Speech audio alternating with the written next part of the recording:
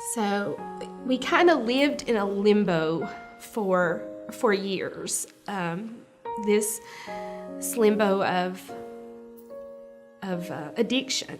And if you've ever cared for anyone with an addiction, it is a lonely place to be.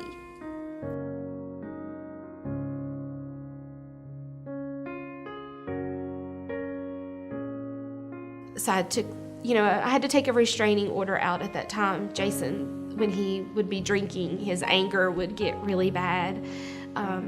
We had a few incidents at our home, and when you have, your boys, when you have these little kids and they look at you and say, "Mom, I'm scared, Mom, what are we gonna do?"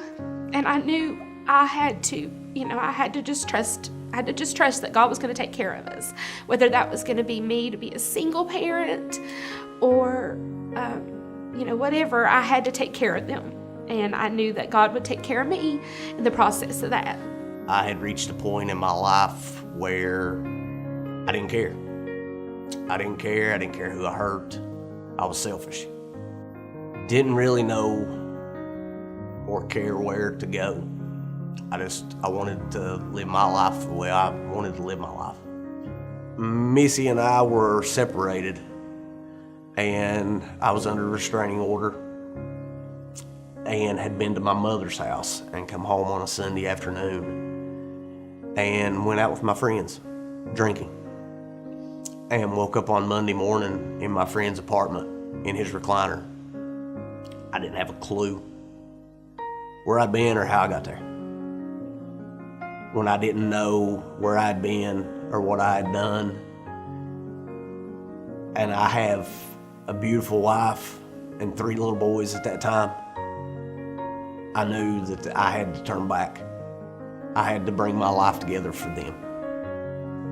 As crazy as it sounds, or as crazy as it made me look, because I feel like probably to a lot of people I looked pretty crazy, that I had stood by this man who had an affair for years, and who had a bad drinking problem, and who had, bankrupted us, and who had done all these things. I probably looked really silly, but I just knew, God spoke to me and said for me to just look. I just needed to look. I just needed to be still. I just needed to look, and I needed to listen.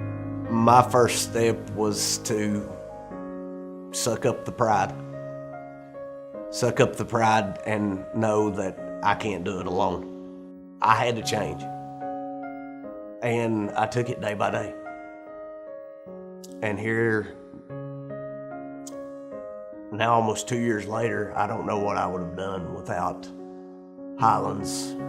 I owe everything that I have to them. Looking back, without Gary and Steve, Tom, all the people from CR, all the counselors that were there, just people in general to talk to with Highlands, I don't know what I would have done. They all was praying for me and leading me, and I knew that God would restore and lead me and my family back to what He desired in our lives. And that was very eye-opening to see the changes that he was going through. I didn't know that he was attending CR. I didn't know the things that he was doing. But once I started to see those, it was just beautiful experience to be able to see someone, give their life over to God, to get to witness that, to see it firsthand and know in your home what God can do, to get to see it. It is amazing.